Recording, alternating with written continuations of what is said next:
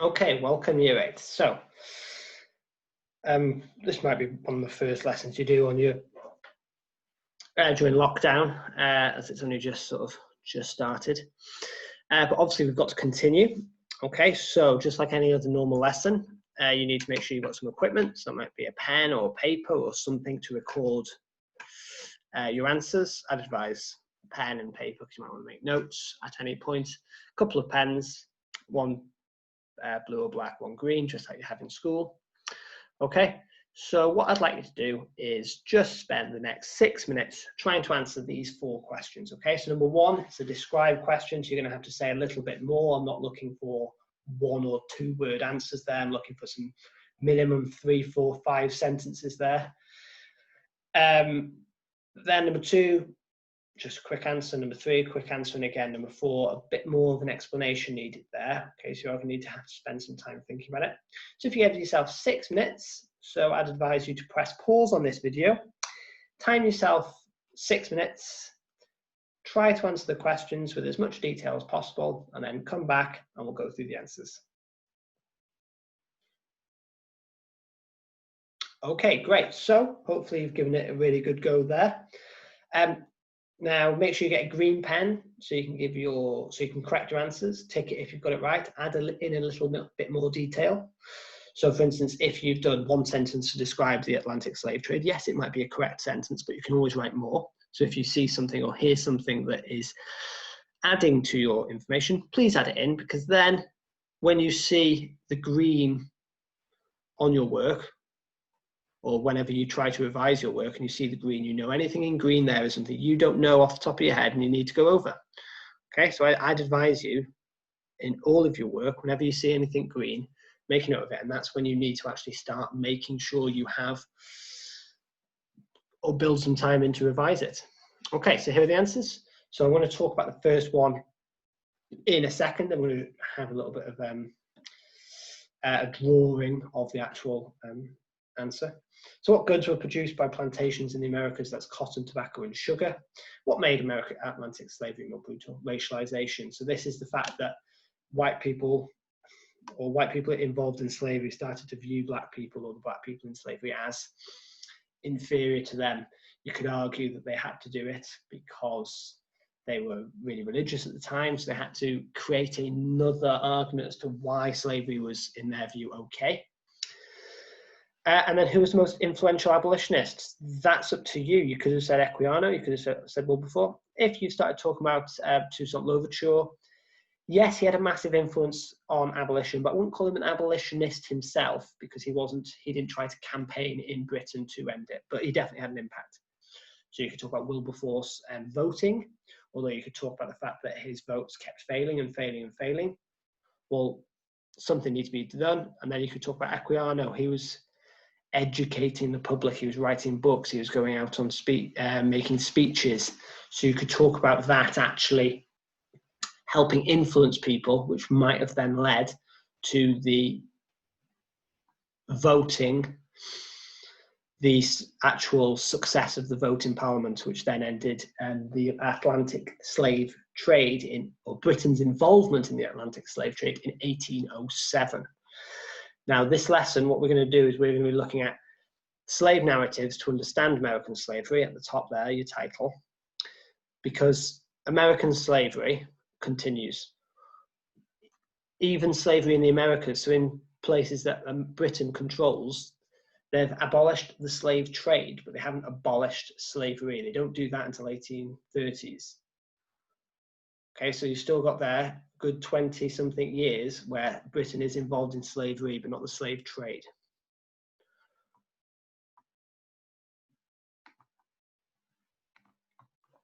Okay, so here is the answer that you should have needed to discuss in your description of the Atlantic slave trade. So here is a picture of the Atlantic. The Atlantic is the ocean in the middle. So now obviously my drawings are not to scale. Africa is massive, much, much bigger than Europe, and Britain is actually constantly underrepresented on maps. Okay, so what we had ships sailing from Europe and Britain to West Africa. Here they traded in enslaved people. Sometimes they captured the slaves themselves, sometimes they just traded. So there was money and goods going back and forth. It wasn't that Britain was just coming and just stealing people constantly. There were people in Africa who were involved in the slave trade and were sometimes actually making Britain and Europe pay large sums of money. So I don't want you thinking that Africa was this constant victim. They actually managed to negotiate more preferable terms in some instances in trade. Okay, so here, this is when they actually started getting slaves, and then we had something called the Middle Passage on the ship.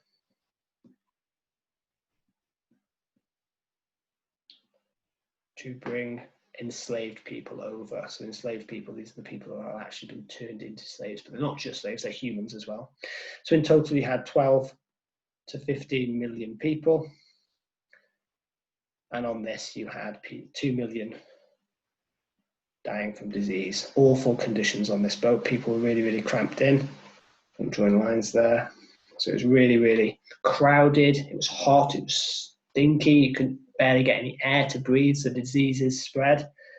People were thrown overboard if they were ill, and they had a risk of making other people ill. Okay, you also had here plantations. This is when you grew things like cotton, tobacco, and sugar. That's my version of a farm. So this is where enslaved people actually were put to work, bought and sold here.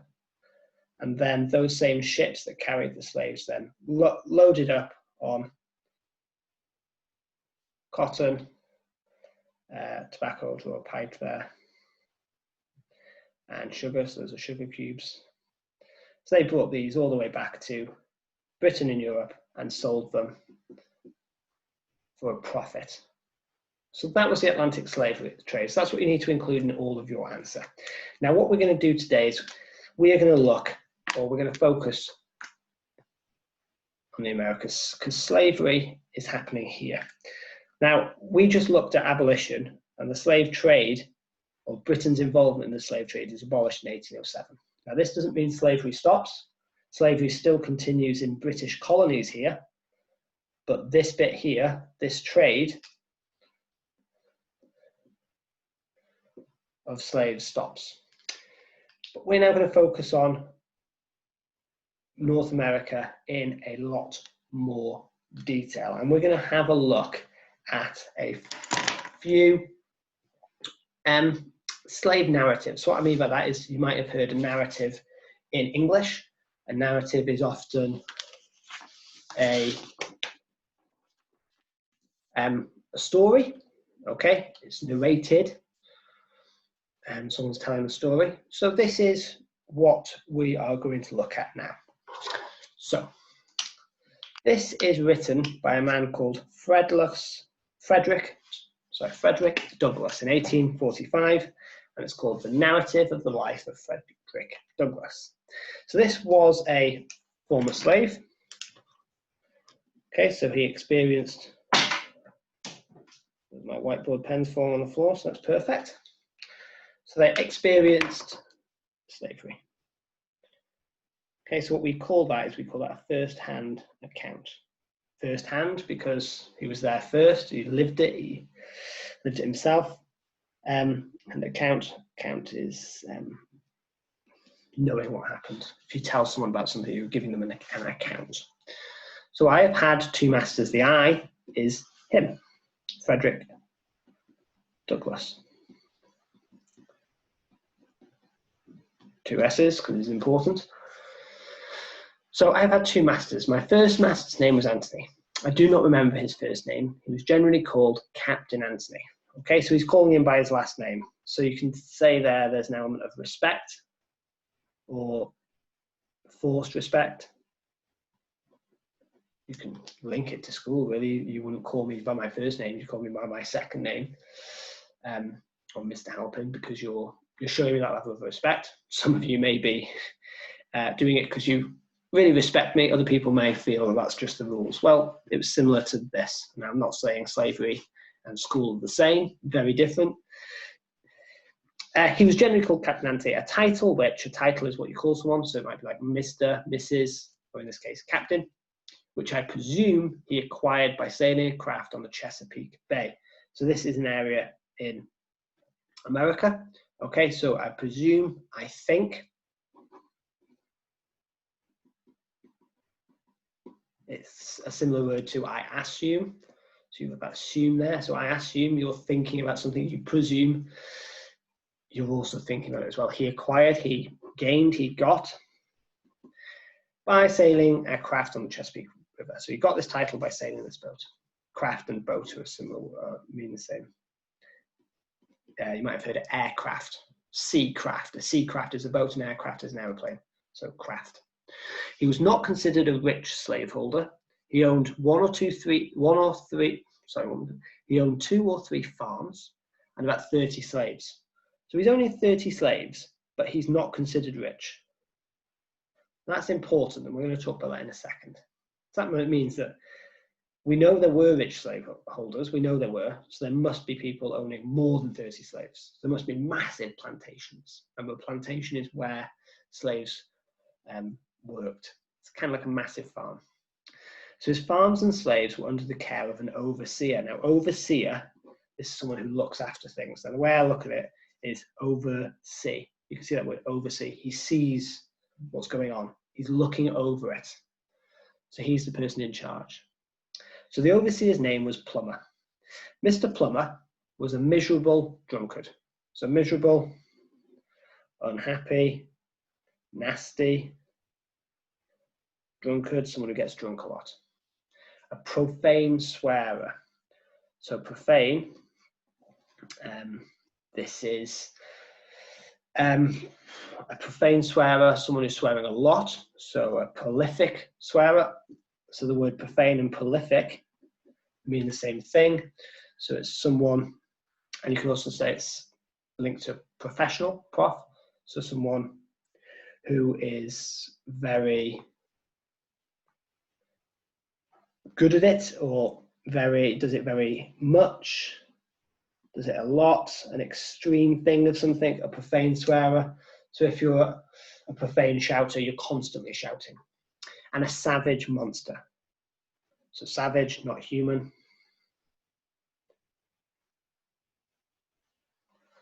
He always went armed with a cowskin and a heavy cudgel. A cudgel, this is something like a big stick to hit someone with.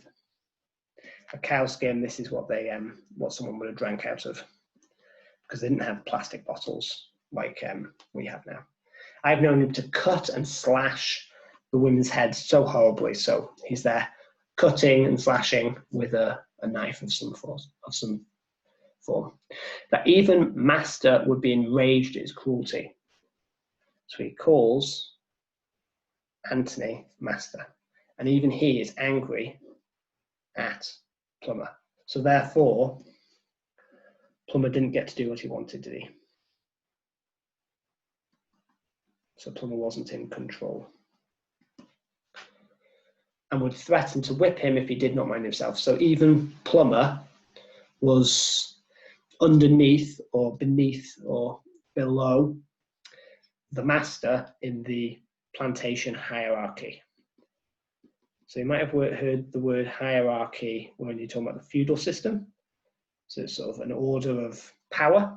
So you have the plantation owner or slaveholder at the top, overseer in the middle, and then further down you would have enslaved people. And would threaten to whip him if he did not mind himself. Master, however, was not a humane slaveholder. So just because he's not letting the overseer attack the slaves constantly, he's not what we call humane slaveholder. If you don't know what the word humane means, look, the word human is there, so it's like a human, so a nice person.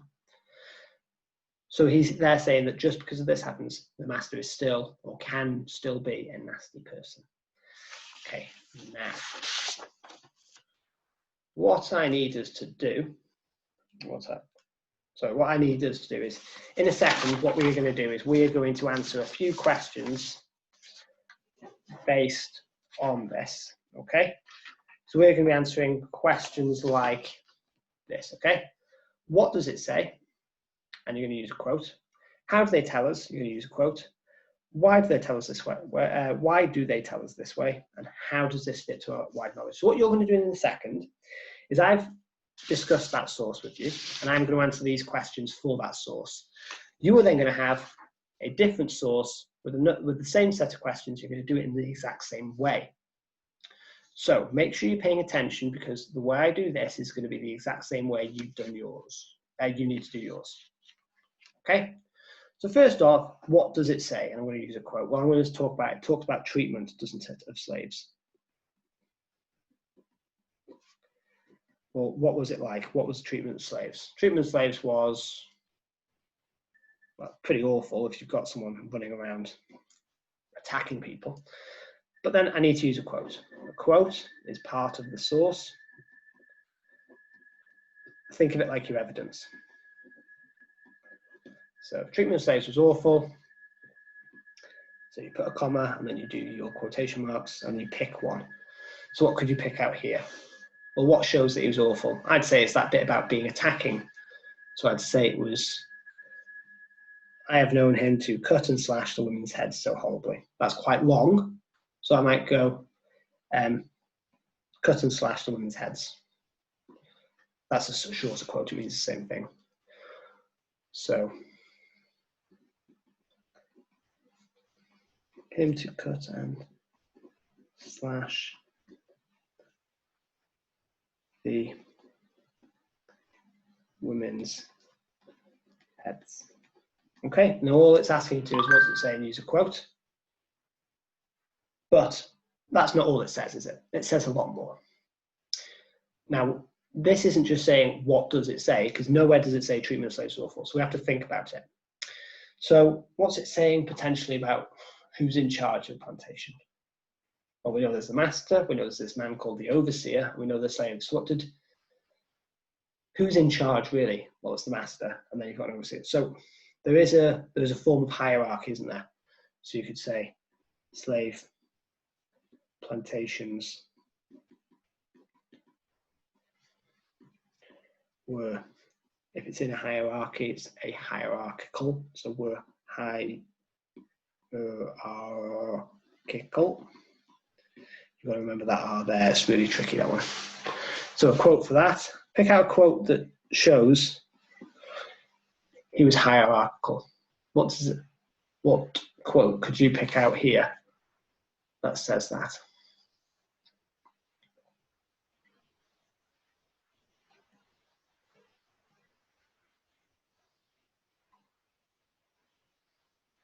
Okay, well, we need one that's talking about the master, talking about the overseer.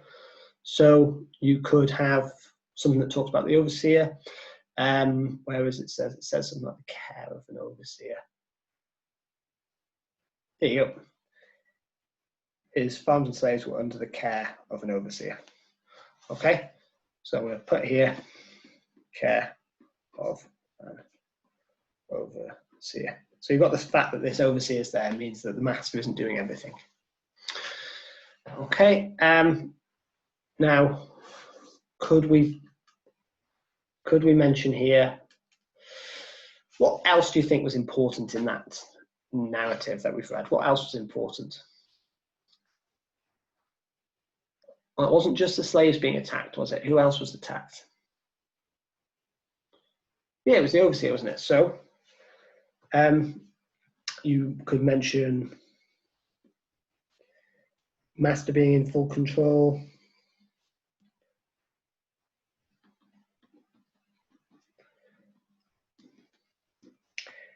You could mention here that if the master, who is a white person, is attacking the overseer, who again in this case would be an overseer, well, often we're talking about slavery as it's always white versus black violence.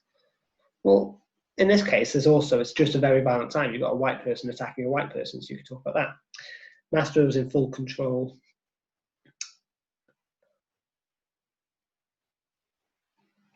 And would punish white overseers. threatened to whip him. That's the quote I'd have picked out there.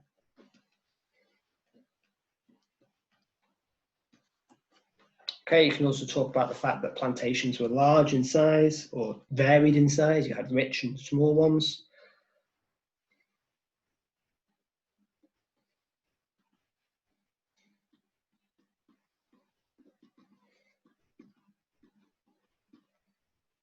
So a quote for that, you talk here about it there being, he owns 2 or 3, but he's not a rich slaveholder. He's only got 30 slaves. So he was not considered rich. So the reason why we've answered this question is what you need to do whenever you're answering any source question. Because you always get marks for saying what's in the source. Because if you don't understand what's in the source, you can't talk about why it's being written. You can't talk about if it can be believed, if it's reliable, if it's trustworthy. You can't answer any of these questions or saying if it's useful if you don't know what it says. Now, a good thing to think about is how are they actually telling us? So this is going beyond what it says, how are they saying? Because often the way they're saying something tells you a bit more. So how do we think the author is talking in this story? What do you think? Spend the next 2 minutes now. You should pause it. So spend the next 2 minutes to think about how does the author tell us the information. Okay, welcome back. Well, you could say here, very descriptive. You could mention talks very plainly, though it's not exaggerating.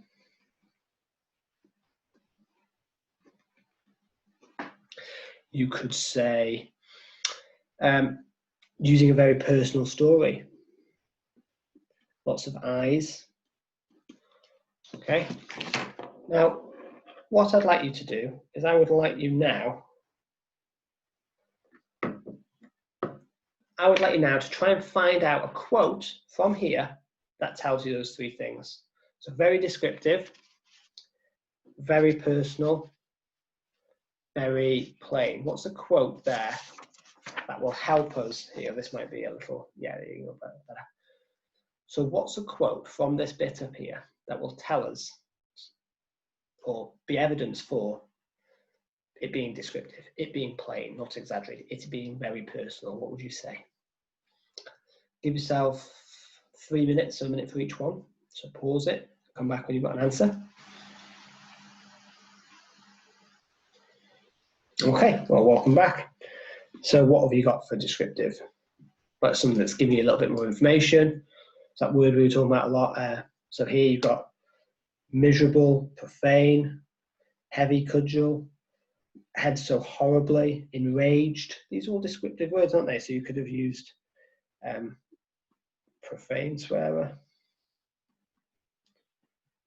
Now this is also very descriptive because it's not just telling us the bits about him attacking people, it's talking about what that person was like.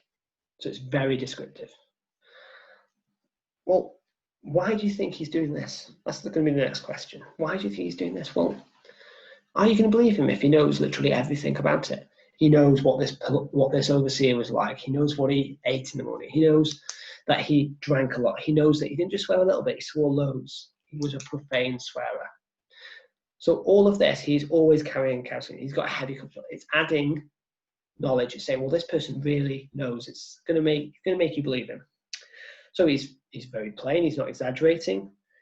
He's not saying this person was he's not saying the slaveholder was extremely poor. He's just saying he's not very rich. He's not considered rich.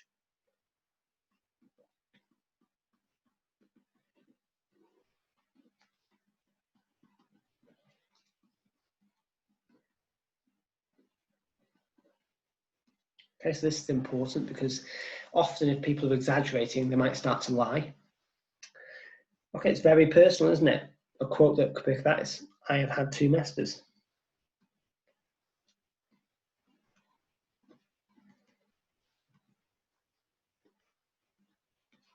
It's the I there, it's very personal, it's talking about himself. Okay, now what I want you to think about is, why is he descriptive? Why is he playing? And speaking very plainly, why is he giving personal stories? Why do you think for each of these? Right, give yourself 3 minutes for each one. So pause it and come back when you've got an answer.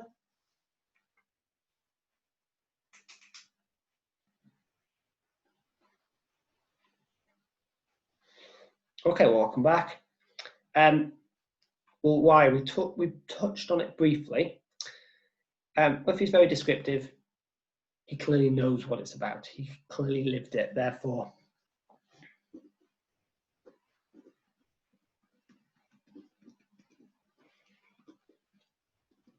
you might believe him more believable.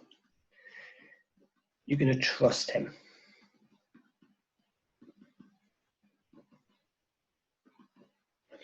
The word for that is reliable. If you can trust something to tell you the truth, it's more reliable. Okay, well, the same for not being exaggerated. If someone's exaggerated something, like, oh my God, I saw the world's biggest tree outside. Well, no, you probably didn't see the world's biggest tree, so probably saw a big tree or a tree. You're lying, aren't you? It's a form of lying. So it's a similar thing, isn't it?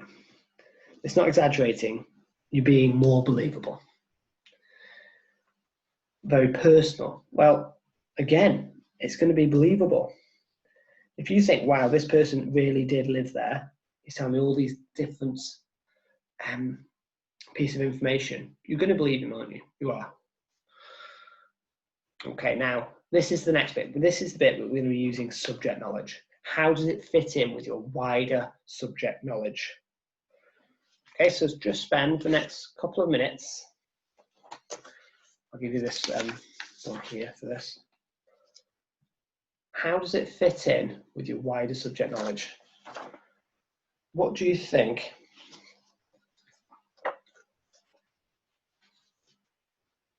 So give yourself a couple of minutes.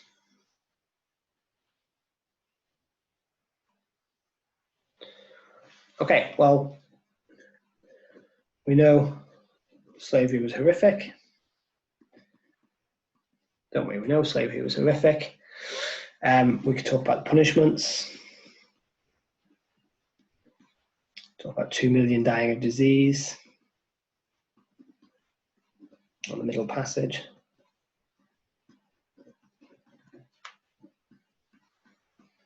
So punishments, we could talk about whipping, people being kept in chains. So we know all this. So this source here, it fits in with our knowledge. So are we going to believe it if it already fits with what we already know? Well, yeah, because it's what we know is similar to what they know. It's telling us the truth then in time. Hey, we're back. Are we back? Good. The racism at the time. You could talk about the fact that it was horrible due to the racism. You could talk about, well, you know, this slaver plumber, you know how he acts in this. Well, he's attacking the enslaved people very, very harshly. Even his master doesn't like it. Well, we know that happened. We know there was racism at the time. We've read sources where they're using racist language, where they're talking about black people being inferior. So we know all this. So this is fitting with our knowledge. So therefore, it's more believable. We can trust Frederick Douglass to tell us the truth because he's going with what we're saying. It's the same thing, isn't it? Okay, so that is how I would answer those questions. Now, what I'm going to do is I'm going to give you your own one. Okay, here it is. So, this is the question. These are the questions, these 4 ones, same ones that we've just done. Okay, and this here is the source. Now, I will put this up on the Google Forms, not Google Forms, sorry, Microsoft Forms that we're using in school. So if you just go to the Leeds City Academy webpage, you go to the COVID-19 section, you then scroll down and there's a bit there to access the distance learning. You then click the button that says Year 8. You'll have already done this to find this PowerPoint, but then you scroll down and you will see red and green boxes with class numbers above them, class titles. Scroll down until you see history. You will then see a red zone. If you click on that, it will take you to a web page where you can answer your question. Okay, so if you put your name and you answer that question, or these questions there, that would be amazing. Okay, so let's look through this again together, okay? So I never saw my mother to know her as such more than 4 or 5 times in my life. And each of these times, by the way, this is still Frederick Douglass. And each of these times was very short in duration, so that means time. And always at night. She was hired by Mr. Stewart, who lived about 12 miles from my home. She made her journeys to me to see me in the night, traveling the whole distance on foot after the performance of her day's work. So that means after doing her work. That's just a way of saying after work. She was a field hand, so that means she worked in the field, picking cotton or tobacco, or helping to pick sugarcane. And a whipping is the penalty or punishment. The way I remember that is in football, they get given a penalty because someone's broken the rules, because there is a penalty against them of not being in the field at sunrise. So his mum has to be back at sunrise, unless a slave has special permission from his or her master to the contrary. So to the contrary, meaning saying the opposite. So it says here, she has to be home by sunrise. So to the contrary means not home by sunrise. So if I said yes, the contrary would be no. A permission which they seldom get, seldom, rarely. And one that gives to him, that gives it the proud name of being a kind master. I do not recollect of ever seeing my mother by the light of day. She was with me in the night. She would lie down with me and get me to sleep. But long before I walked, she was gone. Long before I waked, she was gone. Very little communication, so talking, ever took place between us. Death soon ended what little we could have while she lived, and with it her hardships and suffering. So his mum died at some point. Okay, so what does it say? Use a quote. How do they tell us? Use a quote. Why do they tell us this way? And how does it fit in with your wider knowledge of plantations and of racism and of slavery?